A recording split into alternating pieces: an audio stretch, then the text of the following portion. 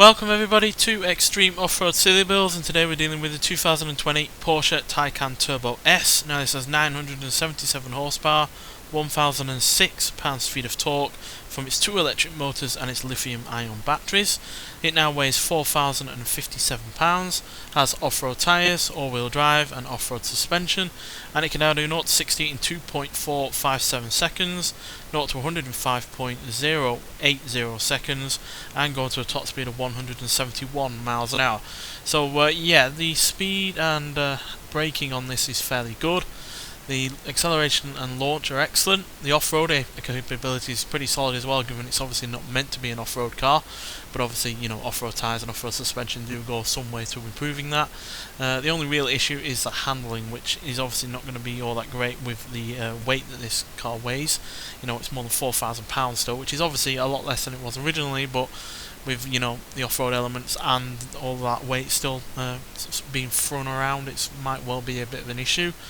But yeah, still, it's just going to be hopefully a fast car, and it is the first, I think, yeah, all-electric car that we've had on this series so far. So yeah, this is going to set the benchmark for electric cars, but it's going to be interesting to see what you can do against combustion engines as well.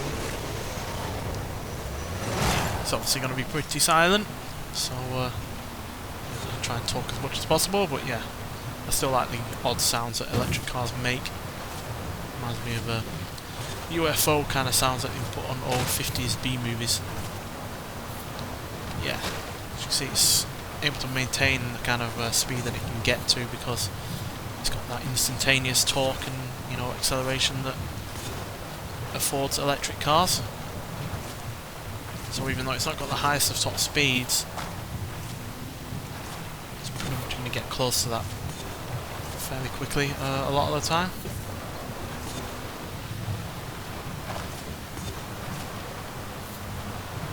Nearly got to 171 down there alone, so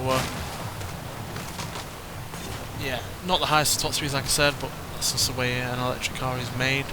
It's so fast that an electric motor can go. Obviously Porsche, in their infinite wisdom, did give this 2 gears to at least extend that top range, the top speed a little bit better, which is why this is faster at the top end than the likes of Tesla. And even though I'm not a fan of this car's name, we're going to do 2 rewinds here, so we've only got 1 left.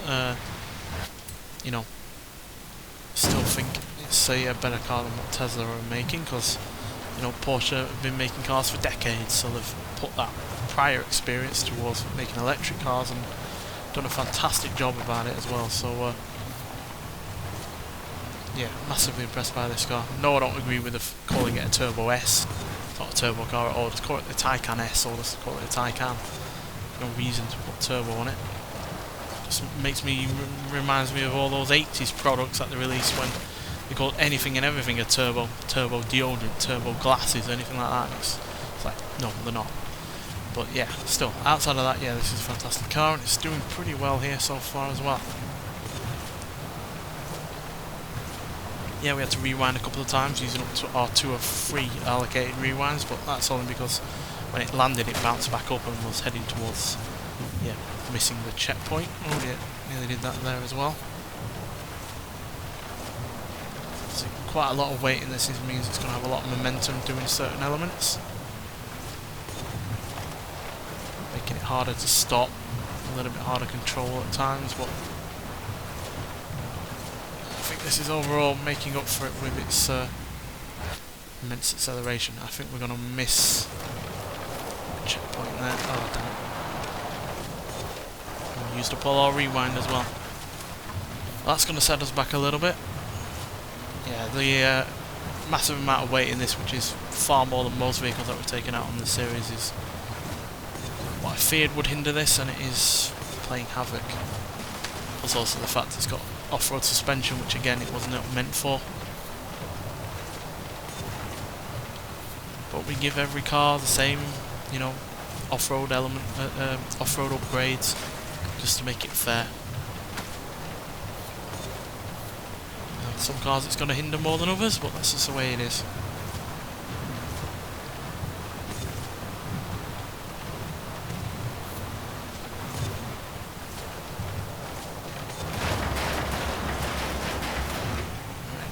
the last bend.